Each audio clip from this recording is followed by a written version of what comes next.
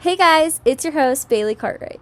Welcome to the Stronger Scars podcast, where I invite others to dive deep into the ups and downs of physical and mental scars.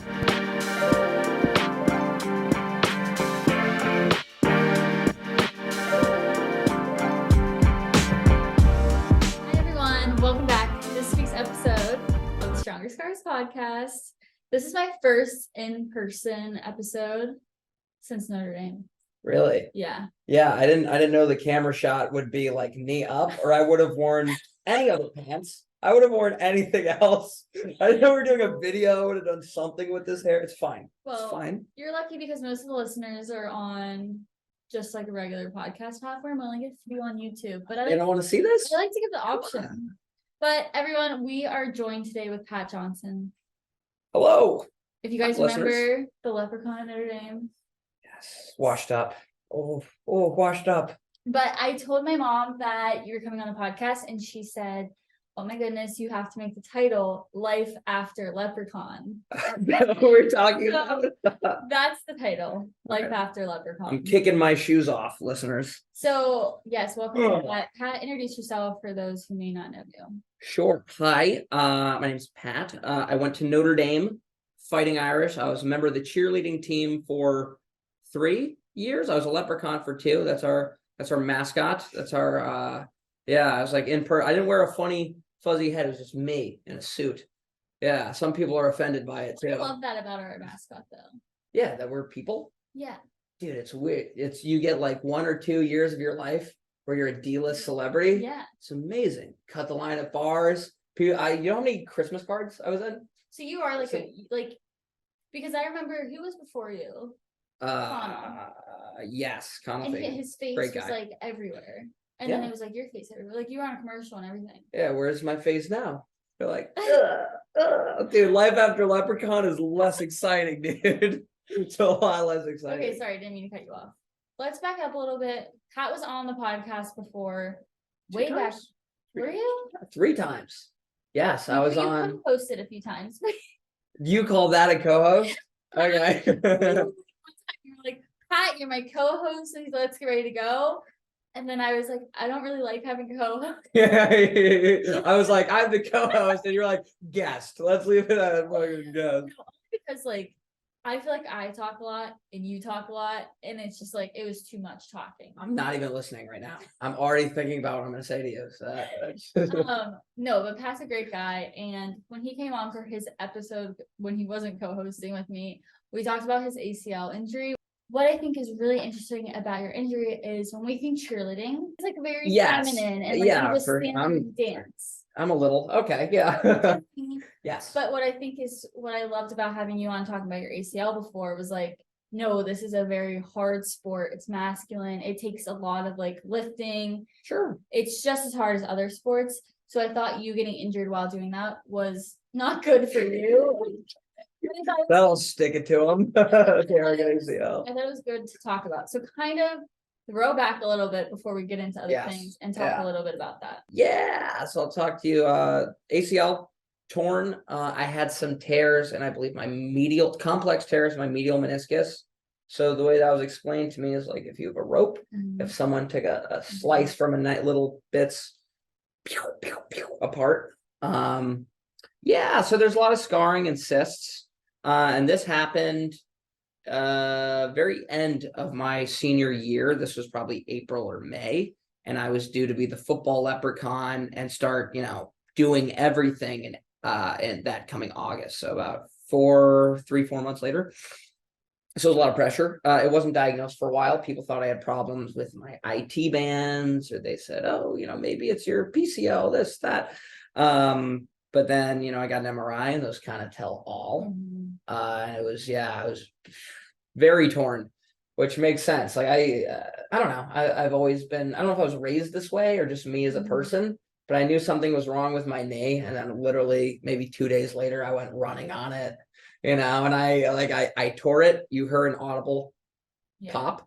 And then I was like, all right, we're going to try that stunt again, which is... It was during a game, right? Psycho babe. No, it was during practice. Oh, okay. And it was totally an optional practice for me. And I was trying to show off, and boy, did I. Talking about your mentality of like, I knew I did something, but I was just like, I'm gonna go push through it.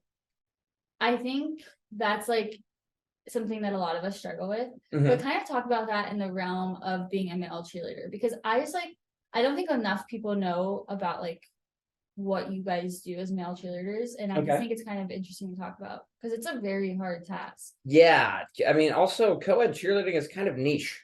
You know, growing up in New York, it's not like a thing. It's like big in like Texas and like parts of California and the Midwest. So co-ed stunting is, you know, you generally taking a girl, throwing it one-on-one, co-ed, guy, girl, you have partner stunting. But that also involves basket tosses, which is, you know, throwing girls in the air and catching them. Pyramids, it's dangerous work. It's high impact, which really wears on your knees and shoulders. So big wear and tear injuries for the guys, a lot of tendonitis, stuff like that, arthritis. And for the ladies, it's like catastrophic injuries. So guys usually like burn out. They have a shelf life. Usually it's like 3-4 years. You're lucky if you make it out without, you know, tearing something. The ladies also get wear and tear, of course, but there's a lot more catastrophic injuries, getting dropped, falling down from pyramids, stuff like that. So it's legit, dude. If you guys have seen the Cheer documentary, I mean, those are like the best of the best, highest level. Yeah. But pretty legit. It's pretty legit. It's insane, man. And it's you know, like for me as a guy, like constantly doing weights, staying in shape, but also being flexible. You know, you gotta get really good at stuff like hang cleans, and yeah, you gotta take care of your body too. A lot of ice baths, a lot of, you know, rolling around on. I'm gonna post a video. I'm gonna have Pat send me a video of him doing a stunt or two and post it, because I think you like have to see it to actually understand what you do. Yeah, I'm all talk anyway, so I can't do this stuff. Did you ever feel like people were like looking at what you guys are doing and be like, that's something girly, like cheerleading's for girls, like why are they out there doing it? Like, did you ever have that feeling? Yes and no. Because let's start with cheerleading as what it is. Yeah, it's like you have a feminine image, like girls doing high kicks and splits and stuff like that. High school cheer, go boys. And it is weird being a fella cheering for other fellas. Right. I guess it's also weird being a fella and cheering for ladies. Like it's weird cheering for anyone, because I think guys are programmed not to be super zany and enthusiastic. You got to be stoic and macho. Yeah. Cheerleading, it's weirdly like one of the last places where like gender roles are it's a thing. The guys are masculine. The guys have to be under pyramids and have to be strong and built, and like the girls are dainty or whatever and have to also be strong and be on top and smile and look beautiful. So there are like different nuances to it that a lot of people may not notice when you really kind of like break it down. It's like, yeah, at the end of the day, it's totally the girl sport. Okay, I can't tell you how many photographs there are of me where it's just like the chick and then like the top of my head or my hands all the time. But like that's kind of the magic of it, you know. Like it's good to lift each other up. Yeah, and it's like you guys are like the unspoken heroes, kind of, because I feel like you guys don't get as much attention. You're not like the ones, like you said, like in all the pictures. You know? Yes, male cheerleaders, yeah, we get overlooked. And at Notre Dame, we were, you know, primarily a team of walk-ons. So, you know, they're, you know, teams at the school where kids were recruited and they're like 13. So, you know, it's like, oh, like they're a student athlete. Okay. All right. It's also, it didn't help that, dude, they'd be like, now we recognize all student athletes, managers, and cheerleaders. It's like, all right, sick. I'm glad you guys think the world of us. I know, now that we're like out of it, it's like interesting to kind of sit back and like, I didn't even notice that until you said that. Like, yeah, you definitely did that. It's not really a put down. That's just because we're not in the NCAA, because there's no cheerleading in the NCAA. There are different leagues like UCA and stuff like that. So we don't have to adhere to different NCAA. Explain to the listeners the Leprechaun process. I feel like if you know college sports, you know Notre Dame, you know the Leprechaun. It's a very iconic figure. I'm proud that it is like our mascot, and I think it's so cool that you got to be the Leprechaun 2 years. You're proud of that? Yeah, I'm proud of you. Bigot. You're a hateful. All right, like sorry, I don't know what I'm doing here. I don't know how to take things seriously. So talk about that process, because I think it's unique. It's not like they just go and pick a mascot. It takes a lot of hard work. Yeah, man. And a lot weighs on you because it's you in a suit. You have a voice, you speak, you lead pep rallies. Other mascots, they're just out there and they make silly gestures. So getting that role, number one life goal of mine. I mean, just number one, it was a life goal of You mine. had the picture of you when you were younger. Oh, yeah. Leprechaun. Like when I was a little kid, I was one for Halloween. I don't know, because I went to the games as a little kid. And I saw the cheerleaders and I was like, they're having so much fun. And then I saw the leprechaun and I was like, all right, it's clearly having the most fun. So number one, it was a life goal of mine. Number two, it was definitely an honor because you get to represent, the best university, the best people, the best football team, all these other things. But the process is nuts, man. There's a lot of parts to it. You have to, use improv skills. You have to write. You have to be able to create and tell stories and, be athletic in certain ways. But I would say at the end of the day, it's just, can you be contagious? Do you have passion? You got that love of the game? Like, can I get you excited, dude? Maybe. I don't know. Maybe not. I think too, it was kind of cool to watch you start at like soccer games, and then you just were at 160-pound Pat and the suit that was too big for him. You were the mascot and you were everywhere. Your face was everywhere. Thank you. That's what really was it sweet. like though, like on your mental health? Like honestly, because I don't know, it was probably get exhausting. Well, that's a good point. So I do you have to realize like you're always being watched. Like when I was a leprechaun, like I had a publicist. So there's a lot of pressure, like don't mess up, don't do anything stupid. And you're a college student, like you want to go out, you want to celebrate, get drinks, like hang out with people. So it's definitely watching, what you post on social media, what you say to others, how you interact with fans. So it's a lot of pressure, but it also demands, the best from you and only the best from you. Right. So if a fan heckles you and they're like, screw you, leprechaun boy, you're like, all right, man, just like have a good one. Like you can't give in to that. But it's great in some ways because you can carry yourself well, you become poised, you let things roll. But I always wanted to do stand-up comedy, right? Always wanted to. And I got a really slow start on that because I was also hitting strides with the leprechaun role, which gave me the confidence to try. But after every show, I was like, I swear, is that going to blow up on Yik Yak? Is someone going to post a video of me on Instagram saying something clearly a joke out of context? So that's a thing too. By the way, I'm on tour right now. We're doing a show March 9th at Lamplighter Brewery in Cambridge, Mass. You should come out. Tickets are $15. This isn't going up. So that's fine. Dude, as long as they know what I'm out there. I'm doing shows. Broadway Comedy Club, March 11th. Tickets are $20. It's fine. It's totally fine. It's gonna be everyone's favorite episode though.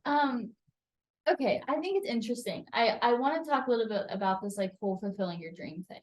Yeah, sure. Because I think a lot of times people, and I think especially athletes, are programmed with the mentality that here's my dream. I picked it when I was 5 years old. If I don't achieve it, I'm a fail. Yeah. You're somebody who's actually going out and living your dream. It may have bumps in the roads. It may not be as clean and as clear as you thought it was going to be, but you were the leprechaun. You're now working on your comedic career. Is that how you say it? Yeah, sure. Career as a comic. Comic career. Yeah. But you're out here like doing it. So how do you actually achieve your dream? And even when it's hard or you're not making a lot of money, how do you keep going? Sure. Well, I guess there's a few ways to answer that question, but there's one quote I love as a comedian, Tom Segura, where he has a bit talks about you should go for your dream. You should always go for your dream. Dreams are what make life worth living, right? Rudy.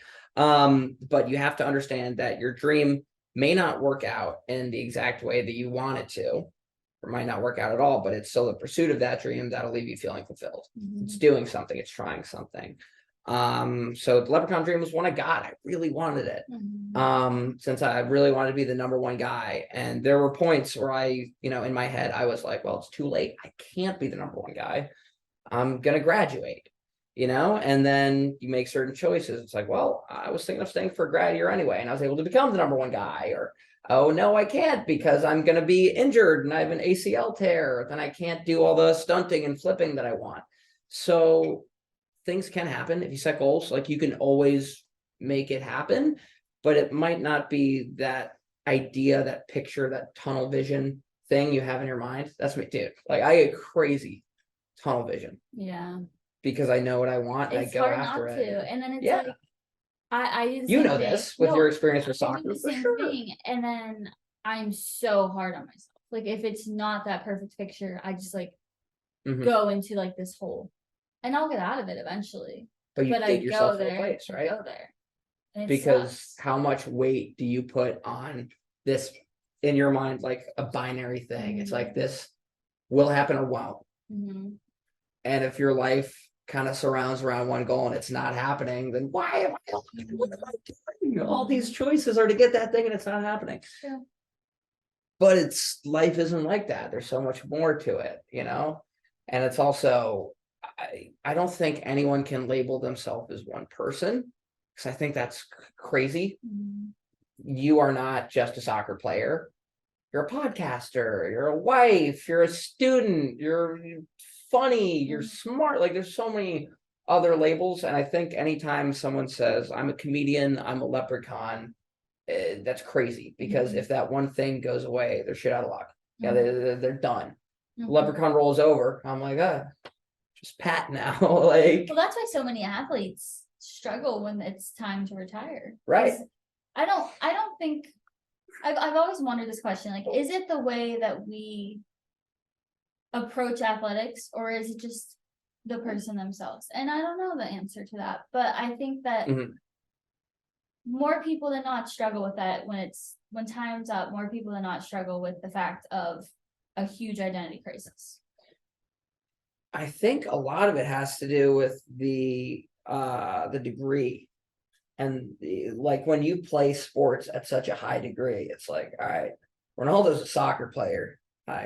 Ronaldo's a soccer player. Like, no one's going to be like, yeah, but he had a beverage line. Like, he's going to be remembered for that. True. So varsity athletics, like Notre Dame soccer, anything like that, pro league, it's like, I don't know, like, yeah, look at Shaq. Shaq does a million things. At the end of the day, he was a basketball player. I don't know. And obviously he overcame it and rebranded it, but it's also self-image. So I think it's one of those things where it's whatever you make it. Yeah, it is. But many people struggle with it to an extent of really hindering their mental health. For sure, man. I mean, that's why like sports psych is really important, because I don't know if I'm sure you felt this way, but if you're not doing well in your sport, it creeps over into other parts of your life. Or even if you are doing well in school and have great relationships, you still feel like shit because you're, I don't know, you messed up in a game and everybody saw. Like, dude, that was the worst. I think that's why growing up, like, I liked sports, but not that much. Like, like, I remember I got hit with a baseball in like little league, like 6 years old, and I was like, all right, throw the bat, baseball's out forever. I'm never being embarrassed like that again. Just airballing constantly. It's like, we'll try football. Maybe track's the one. You can't mess up, dude. You have to like fall down to mess up track. You gotta like throw the baton. I could have seen you as like a swimmer. Dude, I got recruited for track. Oh, did you? Yeah. What event? Triple jump. Or I guess triple jump and long jump, but I was good at triple jump and fine at long jump. Interesting. Triple jump's hard. I don't like any of the field events, though. No? Because I ran track in high school. Oh, what'd you do? I didn't know that. Not to toot my own horn, but I was pretty good at track. Okay. I was in middle school, I was an 800-er. Wow, that's pretty tough. good at the 800, tough. But in high school, I didn't have that in me anymore, and I did 100, 400 in the relays. Good for you, okay. I hated it. Do you know why? Struck a chord with you. No, yeah. I hated that self-sport pressure of like, I'm gonna suck. Kind of like how you were saying, like mess up in front of everyone. Yeah. And all the blame would be on me. There's no one else to be like, you know what I mean? You Like, should never not, do stand-up comedy. not that I would blame people for like me messing up in a game playing soccer, but like not having a group of people around me to fall down with. Yeah, you don't have a that really messed with my head when I was younger.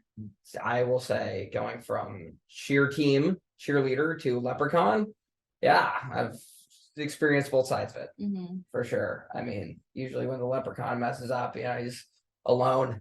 There's not really someone he can point to or hide behind. Especially when everyone's in a uniform and you're in a dumb green hat. It's like you're pretty easy to notice and see. What was your favorite leprechaun moment? And you can't say the commercial. Can't say the commercial. I have a lot of them. A lot of them were really cool. A lot of them stand out to me. I will say I've forgotten so many just because it was like just making memories every single day. One of them was really cool. I've talked about this before, but as a little kid, this was a home football game, but I was in the corner by the student section. And one of the ushers was like, yo, like this kid wants to talk to you. And I said, yeah, sure. And it was like a little boy, probably like 8, 9, 10. He was dressed in a leprechaun uniform. And his mom was there. I was just like, he wants to be like you. And I was just like, dude, go for it. Like if you have a goal, go for it. The worst the universe can say is no. And whatever, we talked, we follow each other on Instagram, cool stuff like that. But then his family was like, you made such a big impression on that kid dressed up in a leprechaun uniform. So he goes back to every game wearing a leprechaun uniform.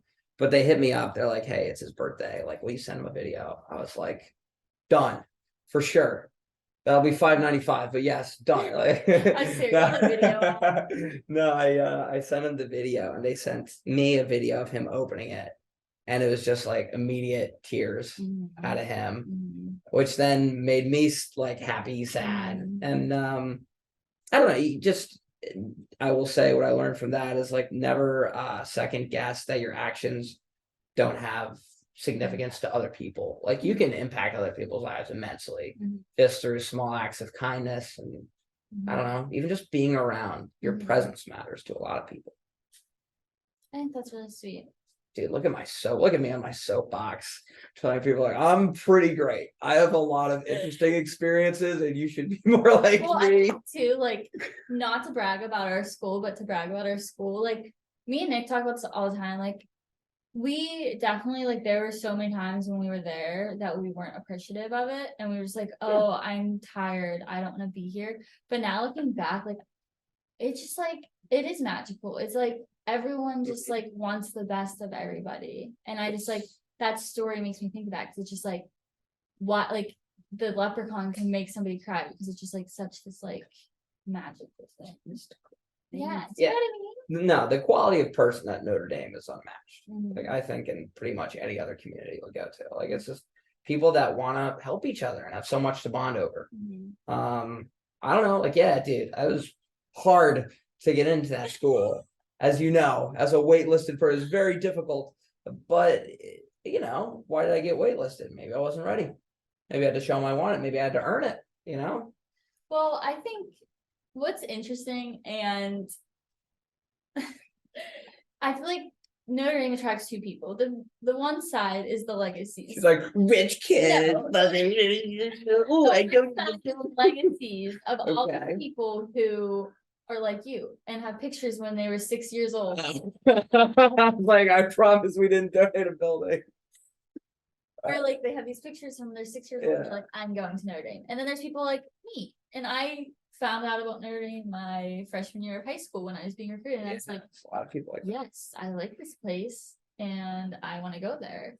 And I think that's really unique because I think that is what builds such a good culture there. Yeah. And I think a lot of people in my situation are the athletes, and athletics are a big deal at Notre Dame. And I love that about Notre Dame. I like that.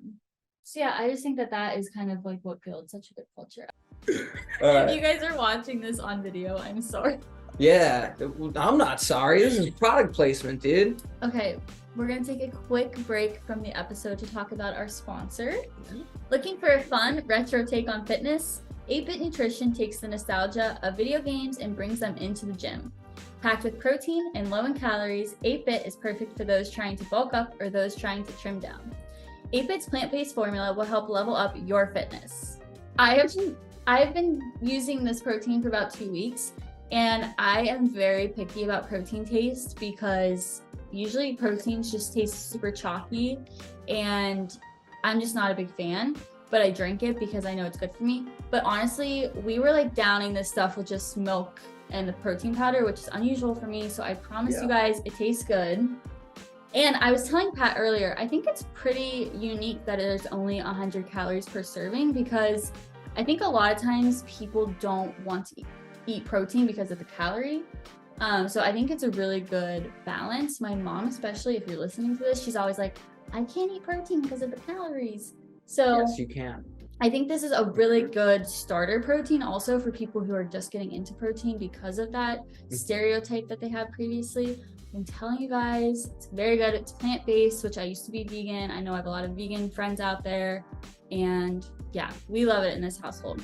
So you guys, we have a code for you. You can use the code SCARS10 to get 10% off your first purchase at 8-Bit Nutrition. Any purchase. Any purchase. That's how good you guys are. You can use it again and again, 10% off. So use SCARS10, and I will link the website below for you guys. 8bitnutrition.com.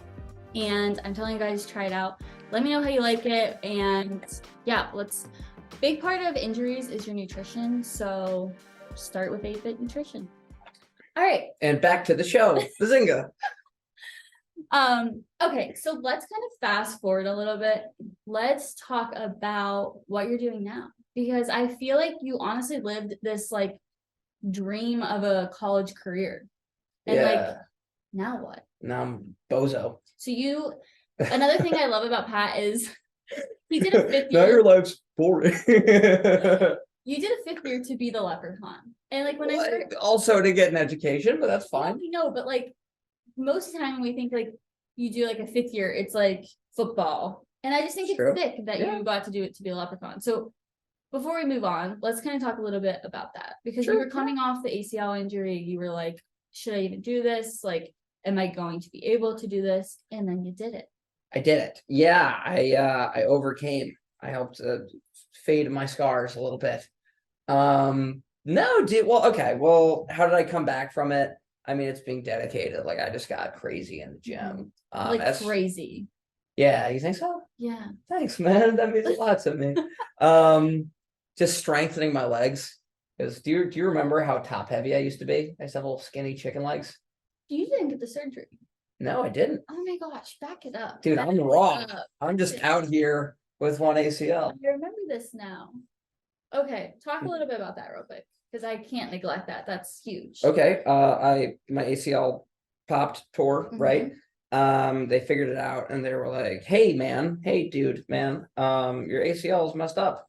What do you want to do about that? We recommend immediate surgery." Yeah. And I was like, I'd like to see another doctor. So I did. And basically the doctor kind of gave me an ultimatum. He's like, yeah, you can do this, if you strengthen your leg, the rest of your leg, to hold your knee in place. But you also have to limit your activity. So you're cleared to play, but you can't do certain things like stunting. So it's throwing the girls. You shouldn't tumble. And I did. I was fine tumbling. But the doctor was like, don't do that because you'll hurt yourself. So I had to change the way I played, essentially, which was good for me, because I think if I went in, I would have relied really heavily on things like being physically impressive and trying to like throw girls, and rather than using my voice and my platform to get people excited and playing different games with the audiences. And I don't know. So I'm in a way, I'm glad it happened because I learned a lot from it. Yeah, I think it kind of played to your strengths. Yeah, it was. Yeah, and it definitely helped prepare me for the rest of my life, because I'm not going to be flipping and stuff for the rest of my life, but I will be speaking and connecting with it. So how good of a resume builder is being a leprechaun? I'm dying to know. Do people ask you about it all the time? Yeah, it's a good conversation starter. Did it change my resume? No. What do people say when you tell them? Like, people know what that is? Like, Are they Yeah, I would impressed? say for the most part, it's very cool. Here's the thing: when you are the leprechaun, people are like, "Let me get a call with you." Like, I would love to network with you. And then you're like, "Hey, I was a leprechaun," and they're like, Nice. "Pretty cool. Okay, that's all right. You're not anymore, but that's fine." Well, so it's good. It's a good way in the door. It resonates really well with Notre Dame alums. Mhm. It's also very hard to describe on a resume.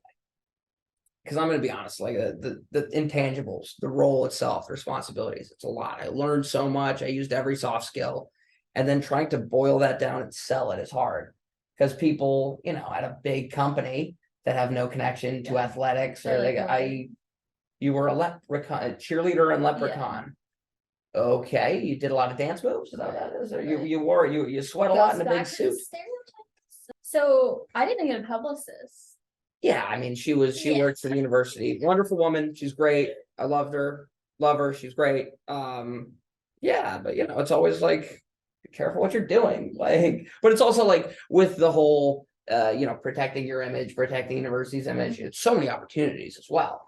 I mean, that's why I was able to get all these interviews with, ABC and do the commercial, and work with Under Armour and Peacock, like Your fifth year. fifth year. So NIL was a thing then. That happened, I believe July 31st was the court ruling. I don't know I think it went active on July 31st or going into your senior year or your fifth year? Yes. Wow, you lucky. Yeah. I mean, I'm gonna be honest, I didn't capitalize on it because I was scared. And I thought it was like a dirty thing because it was always no, no, no. And then immediately I got a lot of things. Like Pit Viper, great brand. They sent me 3 pairs of sunglasses, t-shirts, like 2 flags, a poster. And I was like, this is amazing. I don't know what to do. Like I hid it like under my bed, like it was drugs. Because the NCAA is like, you can't accept gifts, you can't do business, you can't leverage for monetary gain. And now I had they gave me a receipt. It was like $500 a year for $0. And I was like, I didn't know what Seriously, to do. for those who don't know, we're talking about the name, image, and likeness before it was passed. Like you could not make a penny as a student athlete. Yeah. And then all of a sudden it was like, okay, you can actually use your name now to do brand deals, to endorse brands.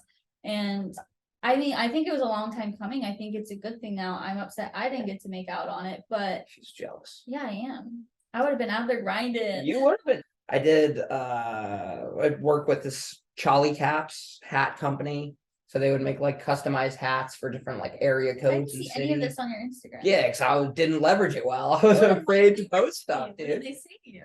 Because I was sick. No, because I'm great with word of mouth, dude. Everyone got so jealous. What's the other brand? I hope you're listening to this. Get your money back. Yeah.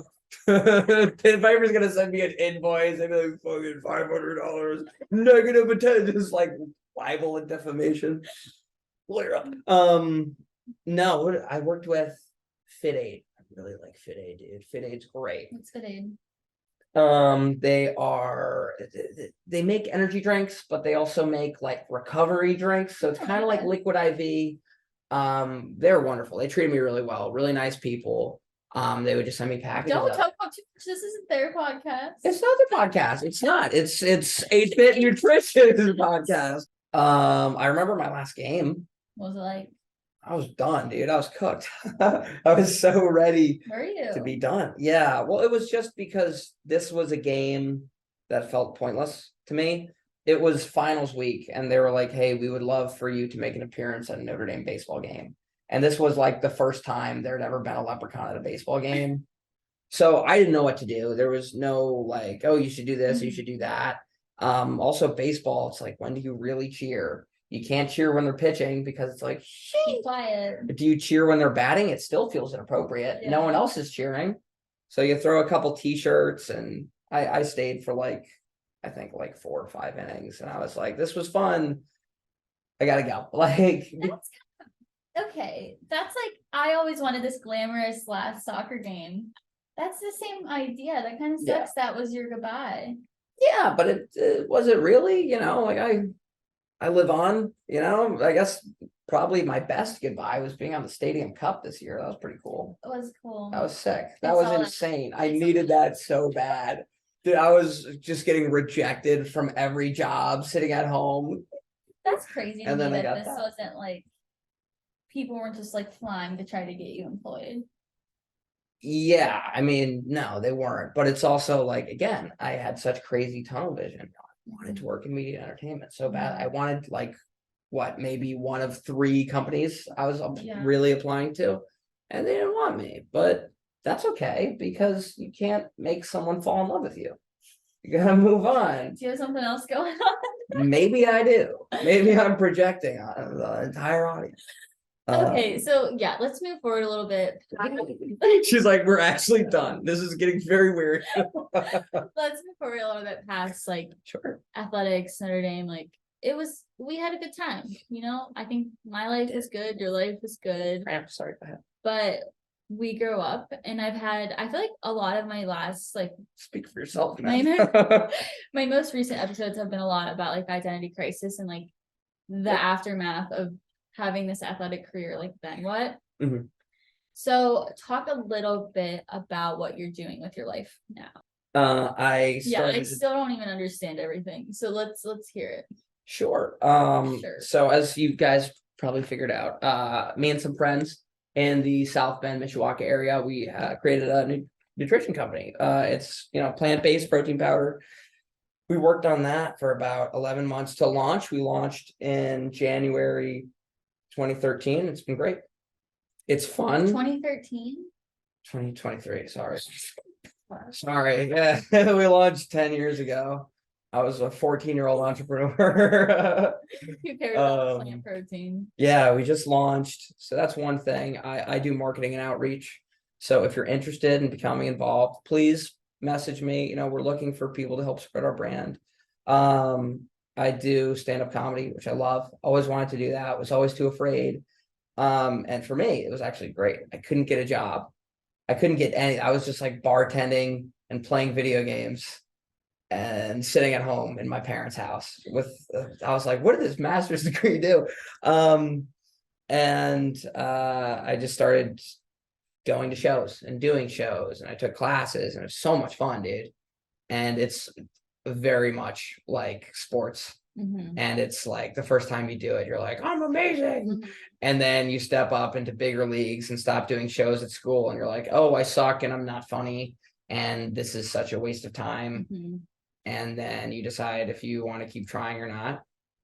And then if you do, you get better and you start to figure out what works. And yeah, and then, finance, day job. So, if you need help planning for retirement or investing, dude, for a financial advisor you can trust. So if you want to get buff or hear a joke or plan out your future, just call Pat. Yeah. Pretty much. You sold me so well. It's like, I'll help better you. So let's kind of talk about this comedy thing for a little bit, because I'm just kind of we were talking a little bit before we recorded, but I just like, we're going to a show tomorrow night and I have no idea what to expect. I'm wondering, can you give us a joke? What's brown and sticky? Are you gonna say poop? A stick. Like and subscribe. All right. That's funny. I'm excited to watch you. It'll be fun. And I just feel like that's like the natural progression after being Leprechaun. I don't know. Maybe. Well, I'm kind of curious, like with what you do with your life right now, are you fulfilled? I have no idea. It's day by day. It depends. Well, I mean, I totally have crests and valleys. But like comedy, I love comedy. Yesterday I had a show and I killed, and I was walking into that show. I was exhausted, got no sleep. I don't want to do this. I don't want to do this. Then you get that stage energy, and I did so well and I loved it. I'm so glad that I did that. There are a lot of times I go into a show and I go, I'm going to destroy, I'm going to leave them in stitches. And you do fine. Yeah. Or you do bad. When you do bad, you're like, dude, I shouldn't even be able to look at a microphone. Yeah. So I think people equate it to sports, and it doesn't have to be. It doesn't have to be a competition. We all want to be the best at what we do, though. Of course. Yeah. I mean, maybe the best thing is like to compete against expectations. You know what I mean? And like setting goals. Like, for instance, in comedy. If I go up, let's say I'm doing 5 minutes, a tight 5 jokes that I know by heart and will kill. I have the punchline all practiced and nailed down. It's like, if I do well with that, what am I proving necessarily? Right. Yeah. Versus if I'm just kind of like screwballing and figuring out a joke, I'm like, oh, that wasn't funny. That was. Yeah. So it's different in that way, but it's, yeah, learning different skills, materials. Yeah. I mean, I just feel like, not to take this a deep route, but like, I don't know. I think a lot of times, like, I know in my case, and I think a lot of my close circles case, like, when you step away from something you've done for so long, you lose all fulfillment of that aspect. I mean, obviously, like, I'm fueled by other things, like my relationship, how I treat people, but there was such a big gap of me missing. And still to this day, I'm like, how can I fill that gap with something that I have that full feeling again? Because I miss, I miss like feeling complete. So with soccer. Yeah, like it was just such a big part of my life for my entire life. And I don't know, I just like you being in the real world and like doing all of these little segments of like, I'm doing comedy here, I have a full-time job now, like I'm doing the nutrition thing, like, is there that fulfillment? That's why I asked you, just because I feel like it's a hard transition, but it happens to everybody. Yeah, well, a lot of things. So me transitioning out of the Leprechaun role, for all 5 years of college, especially my last year, it was go, go, go, go, go. And I knew there was going to be a hard stop. I knew it. I knew, like everyone wants you is going to turn into no one cares. And dude, it was slower to the no one cares, but it hit hard. And I was like, well, it'll be fine because no one will care for a month, 2 months, and then I'll be whatever. I'll be working and distracted with something else, but it just didn't happen. So it was definitely a struggle at first. And sometimes for me, I'm best busy because you're distracted. I'm doing stuff. I can't think or process my feelings. I have to, do you think people knew that you were struggling with like going to a halt? I didn't think I knew. I feel like you're good at like being the happy guy. Yeah, I guess so. I mean, for me, the biggest thing was, like you get rejected by the first couple jobs and you're like, dude, I almost had it, so it's fine. Like it's just a matter of time, keep tacking away. But then sometimes, you go on a trip, feeling better, you hang out with people, but like for a week, probably months of my life was, I'd work on the protein company and establish that, but just apply to jobs. Like 8, 9, 10 hours away, network and apply to jobs. Like I was so focused. I was like, this is my job, applying to jobs. I wouldn't leave the house. I would maybe go to the gym. I wouldn't talk to people. Like my family's all working, so I'm just sitting at my laptop grinding. That was hard. That's me. Like see how manic I am with you right now? Freezing. You've been like that since I've known. Yeah, I'm caffed up now. Like I remember literally like going over to your dorm to do homework at like 4 a.m. And you would be like, yeah, I'm gonna stay out for another 3 hours. I'm like, Pat, like we have class in 3 hours. So I have deep mental issues. That's a mental health issue. But that's why I think it's like, I think someone like you who has been known to be good to put up a front, it's refreshing to hear that you have downs too. Well, I think here's my thing. Like, if you asked me, how are you? Like, I would be like, I'm all right. I wouldn't be like, I'm so happy. But I'm happy right now talking to you. When I go drive in the car to Boston, I'll be, I don't know. It's a big come down, but that's how life is. And dude, here, can I pitch you a question? Yeah. Because you've been asking me a lot. What do you think is better? Do you think it's better to be stoic or like mood regulated, peaks and valleys that aren't that high, or to just feel something really immensely? Because I'm totally on the more like manic up and down side where I'm like, I am so fun. I have so much energy. I could be awake for days. And then if I'm not around people, I shut down and feel unmotivated. I think what I like and what I am are two different things.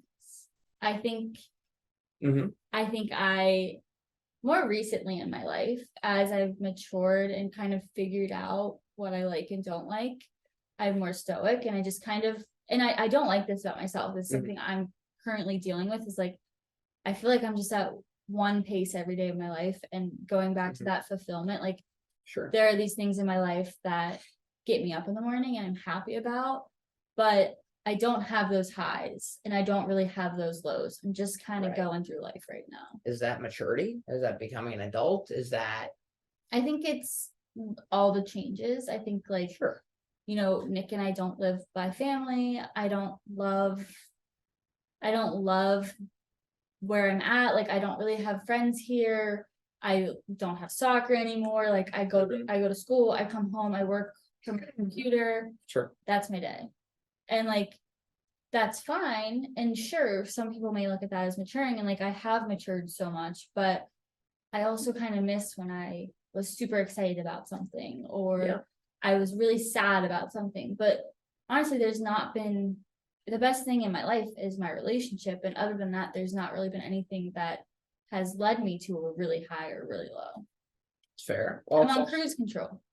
Ooh, cruise control, but are you going somewhere? I think so. I do. I Do you think have a destination picked out, or you're like, hey, at least I know I'm going in this direction? I have, that's another tunnel vision. I have a plan in my head for my life, and I Right. know exactly how I want it to look. I'm just really hoping it looks that way. That's good, though. It is good. That's but really, it's, it's, you know, I think I've talked about this before, like expectations are something that I'm so good at having, but sometimes when they don't go as planned is when I get into those really mhm. deep valleys. By expectations, you mean like a vision, a sense of where you want to be. Right. Okay. Got it. Well, that makes sense. I mean, and I think a lot of that is unfortunately life Mhm. and being alive. It is. And you always want things to work faster than they do. Yeah, it's true. But like, I don't know, sometimes they work out in different, better ways. You have to give yourself credit for trying to follow your dream. It's still on the, I think about it all the time. Mhm. Like that takes guts, and I feel like a lot of times we settle for something that's convenient and easy. Yeah, well, I mean, here's the thing. You for me right now is I was like, all right, this is great, but I also need a purpose.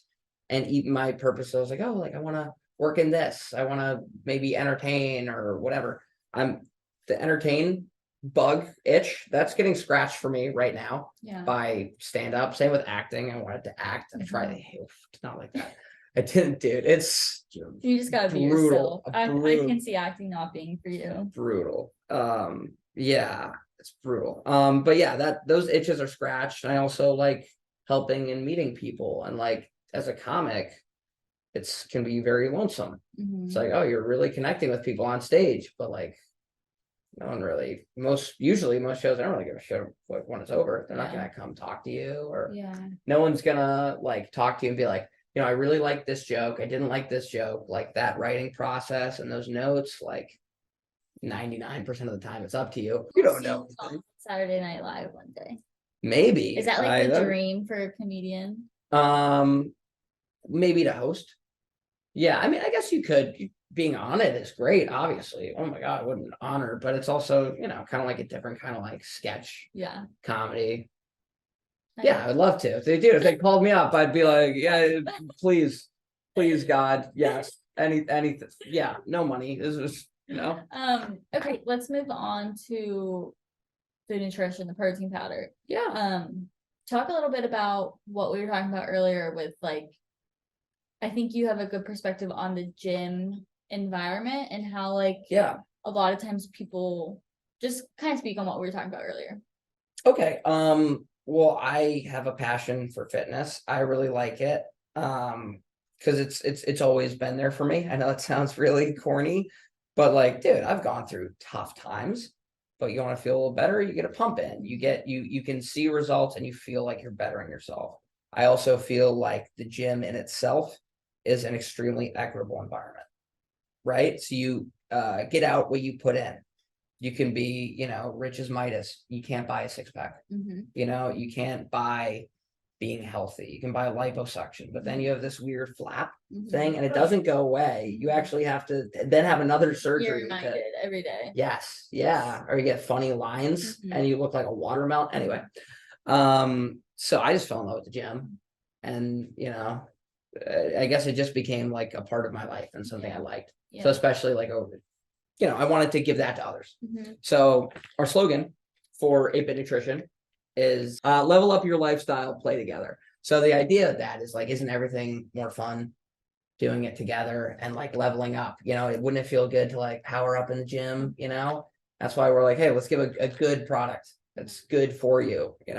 Pea protein. Mhm. It's lean. It's good for digestion. It's good for heart health.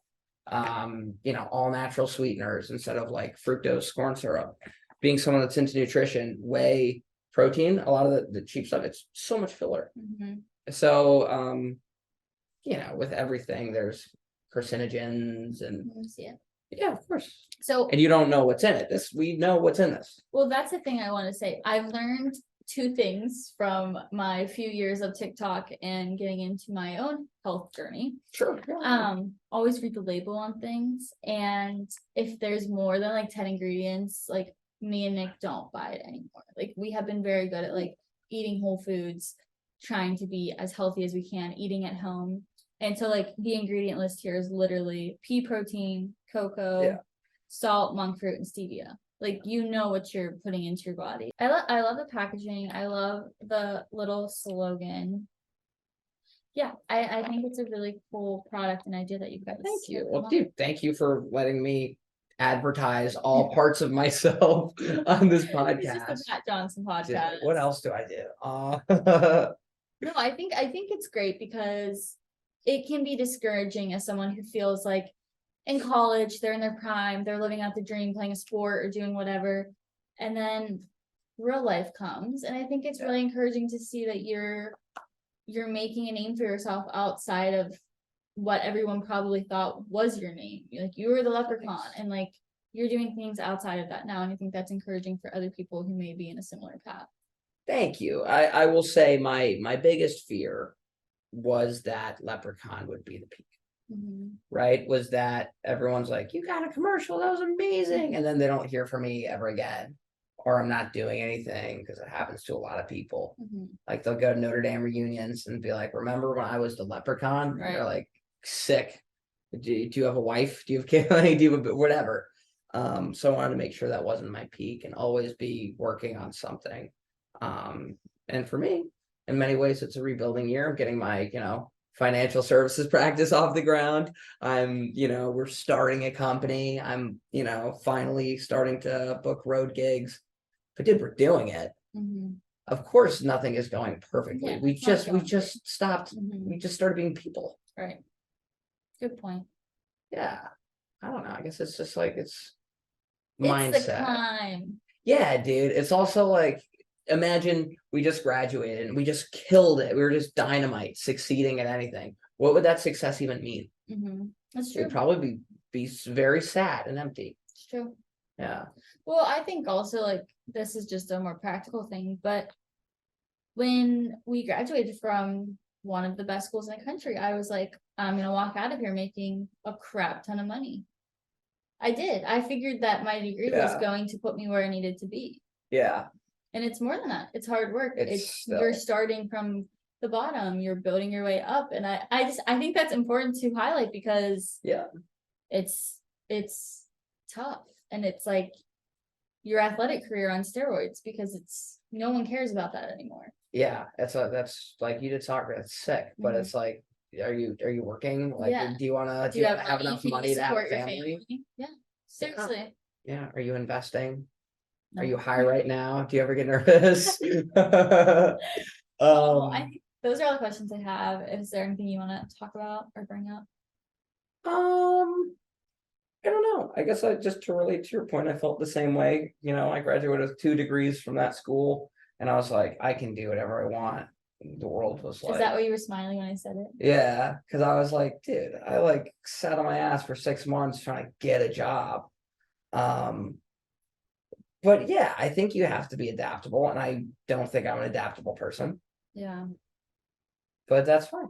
Yeah. It's because the world will make you adapt. And there's kind of beauty in that. It's kind of like serendipity. Yeah. Like everything just will work out. And you may not know it when it's going to work out. but it all Right. kind of just falls into place. Exactly. It's also like we can live through anything. So remember your why, right? Remember what aspects of things you really enjoy and find that in other things. Right. So soccer, dude, you're competitive, you're driven, you work hard. There are a lot of things where you can utilize those skills to help others and yourself. Right. Thank you guys for listening to this week's episode featuring Pat. Again, check out 8-Bit Nutrition. I will put it in the description below. And I hope you guys enjoyed. Bye, Pat. Thanks for having me, Bailey. Thanks for coming on.